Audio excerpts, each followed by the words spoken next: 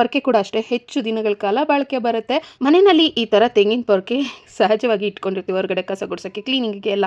But ಆದರೆ ಇದು ಕೈಯಲ್ಲಿ ಈ ಥರ ಇಟ್ಕೊಂಡು ಗುಡಿಸ್ಬೇಕಾದ್ರೆ ಸಡ್ಲ ಆಗೋದು ಮತ್ತು ಇದು ಕೈಗೆ ಚುಚ್ಚೋ ಅಂಥದ್ದು ಒಂಥರ ಹಾರ್ಡ್ ಫೀಲಿಂಗ್ ಆಗುತ್ತೆ. ಇದಕ್ಕೆ ಒಂದು ಸಿಂಪಲ್ ಟಿಪ್ಪನ್ನು ನೋಡೋಣ ಬನ್ನಿ. ಏನು ಅಂತಂದರೆ ಹೌದು, ಖಾಲಿಯಾಗಿರೋಂಥ ಕೋಲ್ಗೇಟ್ ಪೇಸ್ಟ್ನ ಕವರನ್ನು ತಗೊಳ್ಳಿ. ಎಂಡಲ್ಲಿ ತುದಿನಲ್ಲಿ ಮತ್ತು ಮುಂಭಾಗದಲ್ಲಿ 2 ಕಡೆ ಕಟ್ ಮಾಡಿಕೊಂಡು ಕ್ಲೀನಾಗಿ ಇದನ್ನು ಒಂದು ಸತಿ ವಾಶ್ ಮಾಡ್ಕೋಬೇಕಾಗುತ್ತೆ.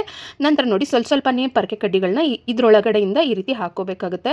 ನೋಡೋದಕ್ಕೆ ಚಿಕ್ಕದು ಸಾಲುತ್ತಾ ಅಂತೇಳಿ ಅನಿಸುತ್ತೆ ನಿಮಗೆ. ಬಟ್ ಆದರೆ ನೋಡಿ, ನಾನು ಅಷ್ಟು ಪೊರಕೆ ಕಡ್ಡಿಗಳನ್ನು ಒಂದೊಂದನೇ ನಾನು ಸ್ವಲ್ಪನೇ ತೊಗೊಂಡು ಈ ರೀತಿ ಟೈಟಾಗಿ ಸೇರಿಸ್ಕೋಬೇಕಾಗುತ್ತೆ.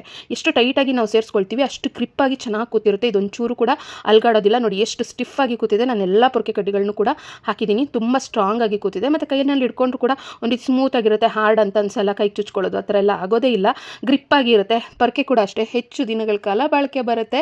ಬಿಸಾಕುವಂಥ ಈ ಕವರನ್ನು ಬಳಸಿ ಖಂಡಿತ ನೀವು ಪೊರಕೆಯ ಹಿಂದಿನ ಹೋಲ್ಡರ್ ಆಗಿ ಮಾಡ್ಕೋಬೋದು. ನೋಡಿ, ಈ ಟಿಪ್ ಇಷ್ಟ ಆಯ್ತಾ? ಲೈಕ್ ಕೊಟ್ಟು ಎಲ್ಲ ಗೃಹಿಣಿಯರಿಗೆ ಇವಾಗಲೇ ಶೇರನ್ನು ಮಾಡಿ.